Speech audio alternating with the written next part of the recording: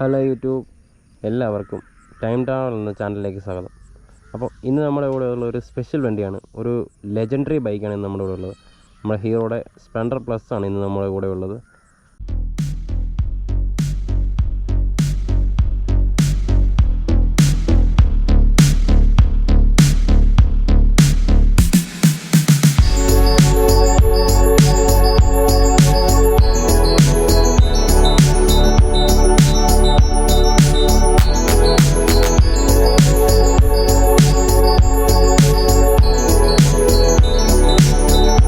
കഴിഞ്ഞ നീണ്ട 30 കൊല്ലമായിട്ട് ഒരു വിധത്തിലുള്ള മാറ്റങ്ങളൊന്നും തന്നെ ഇല്ലാതെ അതേ ഡിസൈനിൽ, സെയിം ഡിസൈനിൽ ഇപ്പോഴും ഇറക്കി ഈ മുതലിനെ നല്ല രീതിയിൽ മാർക്കറ്റിൽ സെയിലാക്കുന്ന ഹീറോ.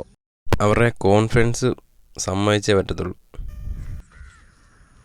ഒരു കാലത്ത് 100cc സെഗ്മെൻറ്റിൽ ശരിക്കും രാജാവെന്നൊക്കെ പറയാവുന്ന ഒരു വണ്ടിയായിരുന്നു ഇത്. അതിൻ്റെ കാരണം അന്ന് വേറെ വണ്ടികളുണ്ട്, അതിൻ്റെ കൂടെ തന്നെ ഒരു മിഡിൽ ക്ലാസ്സിന് ഏറ്റവും എളുപ്പം അഫോർഡ് ചെയ്യാനും ഈസി ആയിട്ട് മെയിൻ്റെനൻസ് ചെയ്യാനും ലോ കോസ്റ്റ് മെയിൻ്റെനൻസും പിന്നെ വണ്ടിയുടെ റിഫൈൻമെൻറ്റും കാര്യങ്ങളൊക്കെ ആയിട്ട് വന്ന് ആ സമയത്ത് എല്ലാവരെയും അമ്പരപ്പിച്ച ഒരു വണ്ടി എന്ന് വേണം നമുക്ക് സ്പ്ലെൻഡറിനെ വിളിക്കാം. ആ രീതിയിലായിരുന്നു അന്ന് ഇവൻ്റെ ഒരു വരവൊക്കെ. സ്പെഷ്യൽ വണ്ടി എന്ന് വിളിക്കാനൊരു കാരണം കൂടെ. കാരണം 94-ലാണ് ഈ വണ്ടി ഇന്ത്യയിലേക്ക് ലോഞ്ച് ആവുന്നത്.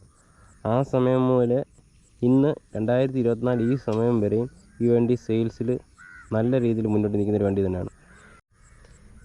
ഇപ്പോൾ ഈ ഒരു കാലഘട്ടത്തിൽ ഇത്രയധികം പുതിയ ജനറേഷനിൽപ്പെട്ട പുതിയ വണ്ടികൾ ഇറങ്ങുന്ന സമയത്തും ഈ ഒരു മോഡൽ വെച്ച് പഴയ ആ ഡിസൈനിൽ, അവരുടെ ഐക്കോണിക് ആയിട്ടുള്ള പഴയ ലെജൻഡറി ആയിട്ടുള്ള ഡിസൈനിൽ ഇപ്പോഴും ഹീറോ ഈ സ്പ്ലെൻഡറിനെ ഇത്രയധികം വിൽക്കുന്നുണ്ടെങ്കിൽ ഈ വണ്ടി ഉണ്ടാക്കിയ ഓളം ചെറുതൊന്നുമല്ലെന്ന് നമുക്ക് ഉറപ്പിക്കാം.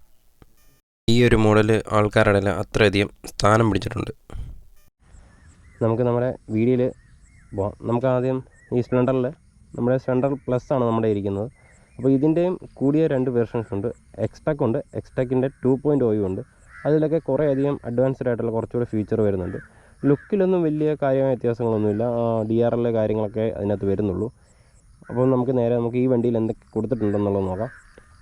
അപ്പം ഫ്രണ്ടിൽ നിന്ന് നോക്കുന്ന സമയത്ത് നമുക്ക് നേരത്തെ കണ്ട രീതിയിലുള്ള അതേ സെയിം ഹെഡ് ലാമ്പ് കാര്യങ്ങളൊക്കെ തന്നെയാണ്. അതേ ഡിസൈനിൽ തന്നെയാണ് ഇപ്പോഴും വണ്ടി നിലവിൽ ഇറങ്ങിക്കൊണ്ടിരിക്കുന്നത്. ഹാലജൻ ബൾബ് തന്നെയാണ് കൊടുത്തിട്ടുള്ളത്. നമുക്ക് അതിനകത്തൊരു ചെറിയ പാർക്ക് ലൈറ്റ് കിട്ടുന്നുണ്ട്. പിന്നെ സൈഡിലേക്ക് നോക്കുന്ന സമയത്ത് 2 ഇൻഡിക്കേറ്റേഴ്സും ഉണ്ട്. 2 ഇൻഡിക്കേറ്റേഴ്സും ഹാലജൻ ബൾബ് തന്നെയാണ് കൊടുത്തിട്ടുള്ളത്. അതിലൊരു യെല്ലോ ഇതിലാണ് അതിൻ്റെ ഇൻഡിക്കേറ്ററിൻ്റെ ആ ഒരു കവറിങ് കൊടുത്തിട്ടുള്ളത്. അതിൻ്റെ ഫ്രണ്ട് സസ്പെൻഷൻ നോക്കുന്ന സമയത്ത് ടെലിസ്കോപ്പിക് സസ്പെൻഷൻ തന്നെയാണ് വരുന്നത്. അതിലൊന്നും യാതൊരു മാത്രമില്ല, നമ്മൾ നേരത്തെ കണ്ടുവന്നിരുന്ന രീതിയിലുള്ള ആ ഒരു ടെലിസ്കോപ്പിക് സസ്പെൻഷനാണ് ഇപ്പോഴും കൊടുത്തിട്ടുള്ളത്. പിന്നെ ടയേഴ്സ് നോക്കുകയാണെന്നുണ്ടെങ്കിൽ ഒരു ബ്ലാക്ക് ഫിനിഷോട് കൂടിയിട്ടുള്ളൊരു അലോയ് വീൽസും കാര്യങ്ങളും കൊടുത്തിട്ടുണ്ട്. മാറ്റ് ബ്ലാക്ക് ഫിനിഷോട് കൂടിയിട്ടാണ് ഫ്രണ്ട് അലോയ് വീൽസ് കൊടുത്തിട്ടുള്ളത്. ടയേഴ്സ് നോക്കുകയാണെങ്കിൽ ഫ്രണ്ടും ബാക്കും 100-80-18 എന്ന രീതിയിലുള്ള ഒരേ അളവിലുള്ള ടയേഴ്സാണ് ഫ്രണ്ടും ബാക്കിലും കൊടുത്തിട്ടുള്ളത്. 2 വീലർ ടയേഴ്സാണ് വരുന്നത്. ഫ്രണ്ട് ബ്രേക്സ് വരുന്നത് ഡ്രം ബ്രേക്കാണ് വരുന്നത്. ബാക്കും നമുക്ക് ഡ്രം ബ്രേക്സ് ആണ് കൊടുത്തിട്ടുള്ളത്. അപ്പോൾ നമ്മൾ സൈഡിലേക്ക് വരുന്ന സമയത്ത് നമുക്കൊരു ക്രാഷ് കാർഡ് കാര്യങ്ങളൊക്കെ തന്നെ കാണാം. പിന്നെ നമ്മൾ സൈഡിലേക്ക് നോക്കുന്ന സമയത്ത് നമുക്കൊരു 9.8 ലിറ്ററിൻ്റെ ഒരു സ്ലിം ആയിട്ടുള്ളൊരു ടാങ്ക് കാണാം. പിന്നെ അതിന് തൊട്ട് താഴെ നമുക്കൊരു പവർ സ്റ്റാർട്ട് എന്ന് പറയുന്ന ഒരു ബാഡ്ജിങ് കൊടുത്തിട്ടുണ്ട്. പിന്നെ ഫ്യൂൽ ഇഞ്ചക്ഷൻ്റെ ഒരു പ്രോഗ്രാം എന്ന് പറയുന്ന ഒരു ബാഡ്ജിങ് കൊടുത്തിട്ടുണ്ട്. ടാങ്കിൽ നമുക്ക് ഹീറോയുടെ ബാഡ്ജിങ് കാണാം. പിന്നെ അതിന് തൊട്ട് താഴേക്ക് വരുന്ന സമയത്താണ് നമ്മൾ ഇതിൻ്റെ ഹൃദയം നോക്കുന്നത്. ഇതിൻ്റെ ഹൃദയം നോക്കുന്ന സമയത്ത് ഒരു 97.2 cc single cylinder air cooled എഞ്ചിനാണ് ഇതിനകത്ത് വരുന്നത്. ഇതിനകത്തുണ്ടാകുന്ന മാക്സിമം പവർ എന്ന് പറയുന്നത് 8.2 bhp 8000 RPM-ലും മാക്സിമം ടോർക്ക് എന്ന് പറയുന്നത് 8.5 Nm ടോർക്ക് 6000 RPM-ലുമാണ് ഇതിനകത്ത് ഉണ്ടാകുന്ന പവർ പ്രൊഡ്യൂസ് ചെയ്യുന്നതെന്ന് പറയുന്നത്. പിന്നെ നമുക്ക് BS6 വണ്ടി ആയതുകൊണ്ട് തന്നെ നമുക്കൊരു കാറ്റൽ കൺട്രോട്ടറും കാര്യങ്ങളും കാണാം. പിന്നെ ഹീറോ നമുക്കൊരു കിക്കർ പ്രൊവൈഡ് ചെയ്യുന്നുണ്ട്. പിന്നെ സൈഡിലേക്ക് വരുന്ന സമയത്ത് നമുക്ക് നേരത്തെ കണ്ട പോലെ തന്നെയുള്ള ആ ഒരു ഡിസൈനൊക്കെ തന്നെയാണ്. പിന്നെ നമുക്ക് സൈഡിലേക്ക് വരുന്ന സമയത്ത് സ്പ്ലെൻഡർ പ്ലസ് എന്നുള്ളൊരു 3D ബാഡ്ജിങ് കാണാം. അതിന് തൊട്ട് താഴെ i3s എന്ന് പറഞ്ഞ് കൊടുത്തിട്ടുണ്ട്. പിന്നെ പുറമിലേക്ക് വരുന്ന സമയത്ത് ഒരു 5 സ്റ്റെപ്പ് അഡ്ജസ്റ്റബിൾ ആയിട്ടുള്ളൊരു റിയർ സസ്പെൻഷൻ കൊടുത്തിട്ടുണ്ട്. മാറ്റമൊന്നുമില്ല, പഴയ നേരത്തെ വന്നിരുന്നത് പോലെ തന്നെയുള്ള സെയിം സസ്പെൻഷനും കാര്യങ്ങളൊക്കെ തന്നെയാണ് വരുന്നത്. നല്ല സോഫ്റ്റാണ് വണ്ടി, യാത്ര ചെയ്യാനൊക്കെ നല്ല സ്മൂത്തായിട്ടുള്ളൊരു സസ്പെൻഷനാണത്. പിന്നെ ബാക്കിലേക്ക് വരുന്ന സമയത്ത് ഡ്രം ബ്രേക്സ് തന്നെയാണ് ബാക്കിലും കൊടുത്തിട്ടുള്ളത്. ഫ്രണ്ടിൽ വരുന്ന അതേ അളവിലുള്ള ടയേഴ്സ് തന്നെയാണ് ബാക്കിലും നമുക്ക് കൊടുത്തിട്ടുള്ളത്. പിന്നെ നമുക്ക് അതിൻ്റെ തൊട്ട് മുകളിലായിട്ട് നമുക്കിവിടെ ഒരു ബ്രേക്ക് ലൈറ്റ് കാണാം. അത് നമ്മുടെ പഴയ മോഡലിൽ വന്നിട്ടുള്ളത് പോലെ തന്നെ ഹാലജൻ ബൾബാണ് ഇപ്പോഴും കൊടുത്തിട്ടുള്ളത്. ഇതിൻ്റെ പുതിയ എക്സ്ട്രാക്ക് എന്ന് പറയുന്ന വേർഷനിലൊക്കെ ഇത് എക്സ്ട്രാക്ക് 2.0 എന്ന് പറയുന്ന വേർഷനിലേക്ക് വരുന്ന സമയത്ത് ഇതിൽ LED ബൾബാണ് വരുന്നത്. ഇതിൽ നമുക്ക് നേരത്തെ നമ്മൾ കണ്ടുവരുന്ന അതേ രീതിയിലുള്ള ബൾബും കാര്യങ്ങളൊക്കെ തന്നെയാണ് കൊടുത്തിട്ടുള്ളത്. ഹാലജൻ ബൾബാണ് ഇവിടെ വരുന്നത്. 2 സൈഡ് ഇൻഡിക്കേറ്റേഴ്സ് കാണാം. പിന്നെ നമ്പർ പ്ലേറ്റ് ഹോൾഡിംഗ് കാണാം. പിന്നെ നമ്മുടെ ഹീറോയുടെ നേരത്തെ പണ്ട് കാലം മുതലേ തന്നിട്ടുള്ള ഒരു കാരിയർ നമുക്കിവിടെ കാണാം. പിന്നെ സൈഡിലേക്ക് വരുന്ന സമയത്ത് ഒരു സാരി ഗാർഡ് കാര്യങ്ങൾ ഇവിടെ കൊടുത്തിട്ടുണ്ട്. 4 സ്പീഡ് ഗിയർ ബോക്സ് ആണ് കൊടുത്തിട്ടുള്ളത്. പിന്നെ നമുക്കൊരു സ്പ്ലെൻഡർ പ്ലസ് എന്നുള്ളൊരു 3D ബാഡ്ജിങ് ഇവിടെയും കാണാം. ഒരു ഹീറോയുടെ ഒരു ബാഡ്ജിങ് കാണാം. പിന്നെ പവർ സ്റ്റാറിൻ്റെ ഒരു ബാഡ്ജിങ് അവിടെ കാണാം. പിന്നെ നമുക്ക് ഈ വണ്ടിയിൽ സൈഡ് സ്റ്റാൻഡ് കട്ട് ഓഫ് കൊടുത്തിട്ടുണ്ട്. സൈഡ് സ്റ്റാൻഡ് ഇൻഡിക്കേഷൻ കൊടുത്തിട്ടുണ്ട്. ഫുഡ് റെസ്റ്റ് നമുക്ക് ഹോൾഡ് ചെയ്ത് വെക്കാവുന്ന രീതിയിലാണ് 2 ഫുഡ് റെസ്റ്റും വന്നിട്ടുള്ളത്. പിന്നെ എക്സോസ്റ്റ് നോട്ട് നമുക്കൊന്ന് കിട്ടുന്നത്.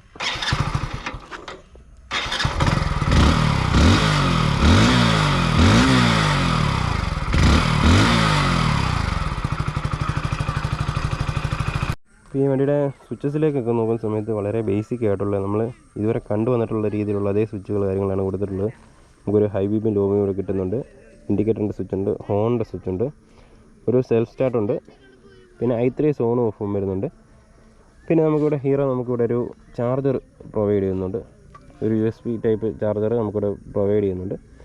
പിന്നെ ഇതിൻ്റെ മീറ്റർ കൺസോളിലോട്ടൊക്കെ നോക്കുകയാണെന്നുണ്ടെങ്കിൽ വളരെ ബേസിക് ആയിട്ടുള്ള മീറ്റർ കൺസോളാണ് വന്നിട്ടുള്ളത്.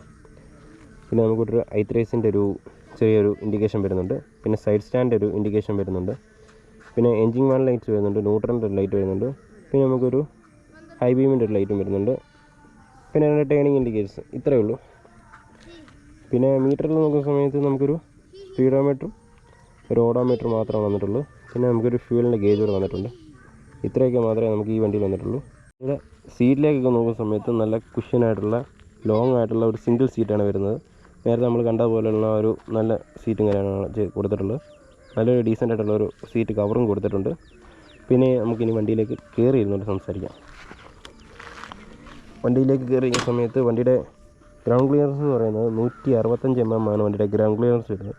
എനിക്ക് ഫ്ലാറ്റായിട്ട് തന്നെ കാല് കുത്താൻ പറ്റുന്നുണ്ട്, നല്ല രീതിയിൽ കാല് കുത്താൻ പറ്റുന്നുണ്ട്. അപ്പം ബാക്കി ഇനി നമുക്ക് വണ്ടി ഓടിച്ചുകൊണ്ട് സംസാരിക്കാം. നമുക്ക് പിന്നെ ഒന്ന് ഓടിച്ച് നോക്കാം. വണ്ടിയുടെ മിറർ രണ്ടും ഇല്ല, നമുക്കപ്പം ശ്രദ്ധിച്ച് വേണം വണ്ടി എടുക്കാൻ.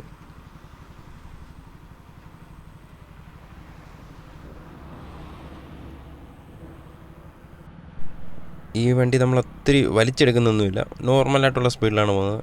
കാരണം ഇത് സ്പീഡ് മാനക്കൊണ്ടുള്ളൊരു വണ്ടിയല്ല. ഇത് വളരെയധികം സ്മൂത്തായിട്ട് റിലാക്സ് ആയിട്ട് ഓടിച്ചുകൊണ്ട് പോകേണ്ട ഒരു വണ്ടി തന്നെയാണിത്.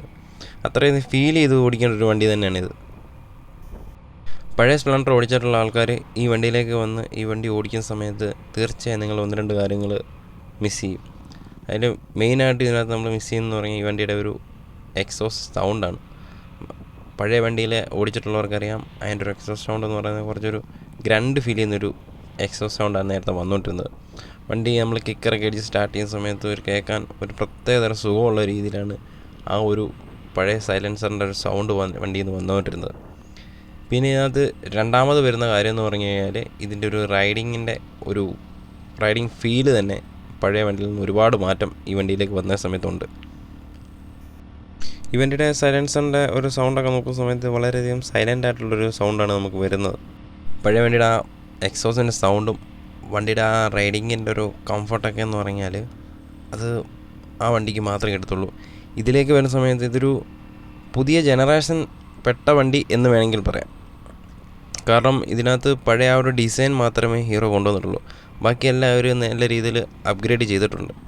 അതിൻ്റേതായ വ്യത്യാസം ഈ വണ്ടി ഓടിക്കുന്ന സമയത്ത് നിങ്ങൾക്കത് മനസ്സിലാവും. പഴയ വണ്ടി ഓടിച്ചിട്ടുള്ള ആൾക്കാർക്കാണ് ഈ വണ്ടിയിലേക്ക് വരുമ്പം കുറേ കാര്യങ്ങൾ മിസ് ചെയ്യുന്ന പോലെ തോന്നുന്നത്. പക്ഷേ ഈ വണ്ടി ആദ്യമായിട്ട് ഓടിക്കുന്ന വ്യക്തികളാണെങ്കിൽ നിങ്ങൾക്ക് തീർച്ചയായും ഈ വണ്ടി ഇഷ്ടപ്പെടും. കാരണം അത്രയ്ക്ക് റിഫൈൻഡ് ആണ് ഇതിൻ്റെ ഒരു എൻജിൻ എന്ന് പറയുന്നത്. വണ്ടി അത്രയധികം സ്മൂത്താണ്, ഓടിക്കാൻ സ്മൂത്താണ്. വണ്ടിയുടെ സീറ്റിംഗ് പോസ്റ്ററും കാര്യങ്ങളൊക്കെ നോക്കുന്ന സമയത്ത് വളരെ റിലാക്സ്ഡ് ആയിട്ടുള്ള ഒരു സീറ്റിംഗ് പോസ്റ്ററാണ് ഈ വണ്ടിക്ക് വരുന്നത്. നല്ല ലോങ് ഒക്കെ പോകുന്ന രീതിയിലൊരു റിലാക്സ് ആയിട്ട് യാത്ര ചെയ്യുന്ന രീതിയിലാണ് ഇതിൻ്റെ ഒരു സീറ്റിംഗ് പോസ്റ്റർ വരുന്നത്. ഒരു നല്ല കംഫർട്ടായിട്ടുള്ള ഒരു റൈഡിങ് പോസ്റ്റർ തന്നെയാണ് ഇപ്പോഴും നമുക്ക് കിട്ടുന്നത്. പിന്നെ നിങ്ങൾ വലിയ സ്പീഡിലൊന്നും പോകാൻ ആഗ്രഹിക്കുന്ന വ്യക്തികളില്ല, വലിയ പവറൊന്നും വേണ്ട, ഒരു കംഫർട്ടായിട്ടുള്ളൊരു വണ്ടി വേണം, വളരെ റിലാക്സ് ആയിട്ട് ഓടിക്കണം, അല്ല ഒരു നല്ല കംഫർട്ടായിട്ടുള്ളൊരു വണ്ടിയായിരിക്കണം, അത്യാവശ്യം നല്ല മൈലേജ് വേണം, ലോങ് ഒക്കെ പോകാൻ പറ്റണം, വലിയ ലുക്കോ കാര്യങ്ങളൊന്നും തന്നെ വേണ്ട. അങ്ങനെയുള്ള രീതിയിലാണ് നിങ്ങൾ ഈ വണ്ടി നോക്കുന്നുണ്ടെങ്കിൽ നിങ്ങൾക്കൊരു നല്ലൊരു ഓപ്ഷൻ തന്നെയാണ് നമ്മുടെ ഈ ഹീറോയുടെ സ്പ്ലെൻഡർ എന്ന് പറയുന്നത്. ഈ വണ്ടിയും കൂടെ നിങ്ങളൊന്ന് ടെസ്റ്റ് ഡ്രൈവ് ചെയ്ത് നോക്കുക. ഈ വണ്ടിയുടെ പെട്രോൾ ടാങ്ക് വരുന്നത്, ഇതിൻ്റെ കപ്പാസിറ്റി വരുന്നത് ഒരു 9.8 ലിറ്റർ ഇതിൻ്റെ കപ്പാസിറ്റി വരുന്നുള്ളൂ. അത് ഈ വണ്ടിയെ സംബന്ധിച്ചോളം വലിയൊരു ടാങ്ക് റേഞ്ച് തന്നെയാണ് വരുന്നത്. അതൊരു ചെറിയ ടാങ്ക് കപ്പാസിറ്റി അല്ല വരുന്നത്. കാരണം ഈ വണ്ടിക്ക് മൈലേജ് കമ്പനി പറയുന്നത് 80 കിലോമീറ്ററാണ് ഇതിൻ്റെ മൈലേജ് പറയുന്നത്. അങ്ങനെ വെച്ച് കൂട്ടുന്ന സമയത്ത് നല്ലൊരു ടാങ്ക് റേഞ്ച് തന്നെ നിങ്ങൾക്ക് കിട്ടുന്നുണ്ട്. നിങ്ങൾ യാത്രയൊക്കെ ചെയ്യുന്ന വ്യക്തികളാണെന്നുണ്ടെങ്കിൽ ഈ വണ്ടി നിങ്ങളുടെ കൈവശമുണ്ടെങ്കിൽ ഈ ഒരു മൈലേജ് വെച്ചിട്ട് നിങ്ങളുടെ ബഡ്ജറ്റിൽ നല്ലൊരു ലോങ് ഒക്കെ പോയിട്ട് നിങ്ങൾക്ക് തിരിച്ച് വരാം. നിങ്ങളുടെ പോക്കറ്റ് കാലിയാകാതെ നിങ്ങൾക്ക് തിരിച്ച് വരാവുന്ന രീതിയിലാണ് ഇതിൻ്റെ ഒരു മൈലേജൊക്കെ നമുക്ക് കിട്ടുന്നത്. യാത്രകൾ ചെയ്യാൻ നിങ്ങൾക്ക് കൂടിയ വണ്ടി വേണം എന്നൊന്നുമില്ല. ഏതൊരു ബൈക്കിലായാലും അല്ലെങ്കിൽ ഏതൊരു സി സിയിലുള്ള വണ്ടിയും കൊണ്ട് നമുക്ക് എവിടെ വേണമെങ്കിലും പോകാം. നമുക്കതിൻ്റെ ഒരു മൈൻഡ് സെറ്റ് ഉണ്ടായാൽ മാത്രം മതി. പോകുന്ന വണ്ടിയിലല്ലല്ലോ കാര്യം, നമ്മൾ പോകുന്ന യാത്രയിൽ നമുക്ക് കിട്ടുന്ന ഓർമ്മകളാണ് നമ്മുടെ യാത്രയെ ഏറ്റവും കൂടുതൽ മനോഹരമാക്കുന്നത്. പിന്നെ വണ്ടിയുടെ ഒരു സസ്പെൻഷൻ്റെ ഫീലൊക്കെ നോക്കുന്ന സമയത്ത് ഭയങ്കരധികം കംഫർട്ടായിട്ടുള്ള നല്ല സോഫ്റ്റായിട്ടുള്ളൊരു സസ്പെൻഷനാണ് നമുക്ക് ഇതിൻ്റെ ഭാഗത്തുനിന്ന് വരുന്നത്. നല്ല ലോങ് കപ്പം അത്യാവശ്യം മോശം റോഡിൽ കൂടെയൊക്കെ നല്ല രീതിയിൽ നമുക്ക് യാത്ര ചെയ്യാൻ പറ്റും. പില്ലണ വെച്ച് തന്നെ യാത്ര ചെയ്യാൻ പറ്റുന്ന രീതിയിലാണ് ഇതിൻ്റെ ഒരു സസ്പെൻഷൻ വരുന്നത്. ഈ വണ്ടി നോക്കുന്ന സമയത്ത് നമുക്ക് ഡെയിലി യൂസേജിനും പറ്റിയ നല്ലൊരു വണ്ടി തന്നെയാണ്. അത്യാവശ്യം നല്ലൊരു ലോങ് കപ്പാനും ഒക്കെ ഉള്ള ആൾക്കാർക്കാണെങ്കിലും ഈ വണ്ടി നല്ലൊരു ചോയ്സ് തന്നെയാണ്.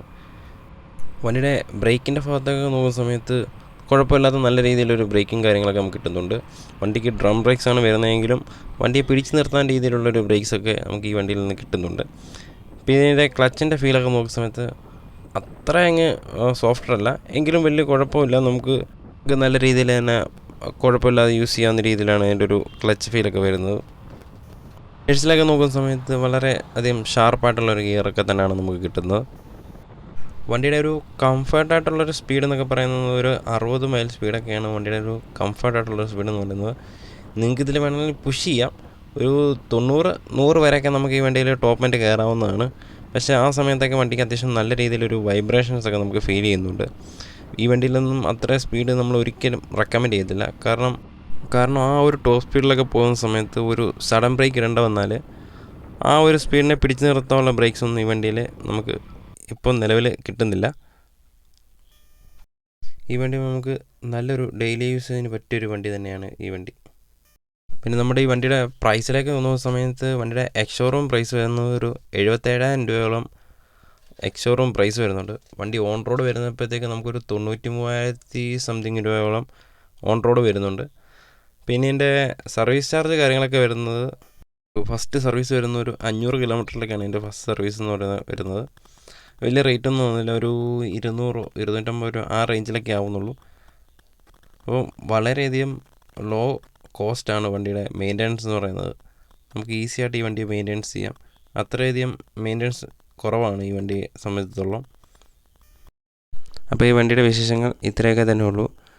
ഈ വണ്ടിയെക്കുറിച്ച് കൂടുതൽ അറിയണമെന്നുണ്ടെങ്കിൽ നിങ്ങൾ കമൻറ്റ് ചെയ്യുക. ഈ വീഡിയോയിൽ നിങ്ങൾക്ക് എന്തെങ്കിലും നെഗറ്റീവായിട്ടോ അല്ലെങ്കിൽ എന്തെങ്കിലും വിട്ടുപോയിട്ടുണ്ടെങ്കിൽ അത് കമൻറ്റ് ചെയ്യുക. അപ്പോൾ നമ്മുടെ ചാനൽ ആദ്യമായിട്ട് കാണുകയാണെന്നുണ്ടെങ്കിൽ ചാനലൊന്ന് സബ്സ്ക്രൈബ് ചെയ്യുക, ലൈക്ക് ചെയ്യുക, ഷെയർ ചെയ്യുക. അപ്പം അടുത്തൊരു വീഡിയോയിൽ കാണാം. അതുവരേക്കും സൈനിങ് ഓഫ് ദിസ് ചാനൽ.